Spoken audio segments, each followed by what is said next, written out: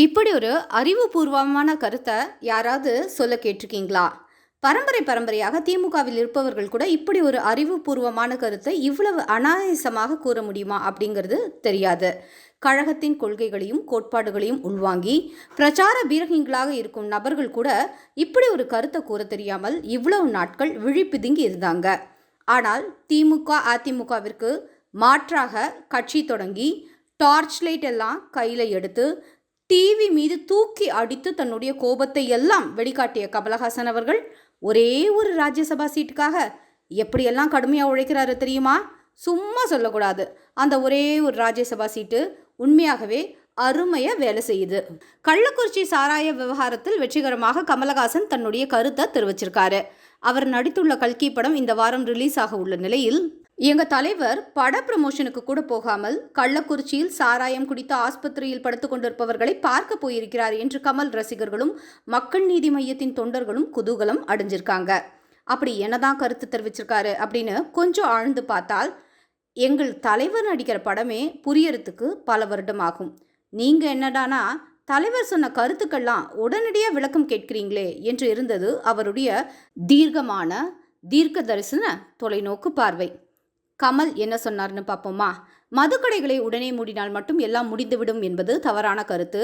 சாலை விபத்து நடைபெறும் என்பதால் போக்குவரத்தை நிறுத்த முடியாது என்ற அதிரடி கருத்து உண்மையை தெரிவித்திருக்கிறார் கமல். என்னடா இது, அத்தியாவசிய தேவையான சாலை போக்குவரத்தோடு சாராயத்தை ஒப்பிட்டு பேசுகிறாரே என்று உங்களுக்கு மண்ட குழம்பலாம். கொஞ்சம் பொறுமையாக இருங்க. ஒரு 10 வருஷம் கழித்து உங்களுக்கு புரியும். அத்தியாவசிய தேவைக்கு கொழுப்பு எடுத்து போய் அனாவசியமாக செய்யும் செலவுகளுக்கும் கமலஹாசன் ஒரு ஒற்றுமையை கண்டுபிடித்திருக்கிறார்.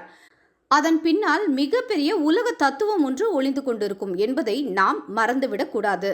இதெல்லாம் கூட பரவாயில்லைங்க, இதுக்கு அப்புறம் அவர் சொன்னது தான் ஒரு ஸ்பெஷல் ஐட்டம். இந்த இடத்துல தான் நீங்கள் கொஞ்சம் மனசை வேற திடப்படுத்திக்கணும். குறைவாக மது அருந்துங்கள் என்று அறிவுரை கூறும் இடங்கள் மதுக்கடைக்கு அருகிலேயே இருக்க வேண்டுமாம். மருந்து கடைகளை விட டாஸ்மாக் கடைகள் அதிகம் உள்ளன என்று கூறியிருக்கிறார் கமலஹாசன். அதாங்க, மருந்து கடைகளை விட டாஸ்மாக் கடைகள் அதிகம் உள்ளது என்று தெரிகிறது அல்லவா? அந்த டாஸ்மாக் கடையை மூடி தொலையுங்க என்று திமுகவிற்கு அழுத்தம் கொடுக்க வேண்டிய கமலஹாசன் ஏன் கொடுக்கல அப்படின்னு கேட்குறாங்க பொதுமக்கள். இது கமலஹாசன் கொடுத்த ராஜதந்திர அழுத்தம் என்று பொதுமக்களுக்கு புரியவே ஒரு 10 வருடம் ஆகிடும் போல இருக்கு. ஒரே ஒரு ராஜ்யசபா சீட்டுக்காக இந்த அளவுக்கு கமலஹாசன் திமுகவிற்கு முட்டு கொடுக்க ஆரம்பிப்பார் என்று யாருமே எதிர்பார்க்காத ஒன்று. மருந்து கடைகளை ஒப்பிட்டு சொன்னீங்க. சாராயம் என்று வந்தவுடன் திடீரென மருந்து கடைகள் உங்களுக்கு ஞாபகம் வருது. ஆனால் ஒரு நல்ல சமுதாயத்தை உருவாக்க தேவையான நூலகங்களின் எண்ணிக்கையை விட டாஸ்மாகின் எண்ணிக்கை தமிழகத்தில் அதிகமாக இருக்கிறது. ஒரு சமுதாயத்திற்கு பாடுபடும் அரசியல்வாதியாக இதற்கு நீங்கள் கொதித்து எழுந்திருக்க வேண்டும். செஞ்சீங்களா? முடியலையே. உங்கள் லாஜிக் என்னன்னே புரியல. எந்த ஒரு மனைவியும் கணவனை பார்த்து சாராயமே குடிக்காதீங்க அப்படின்னு தான் சொல்வாங்க.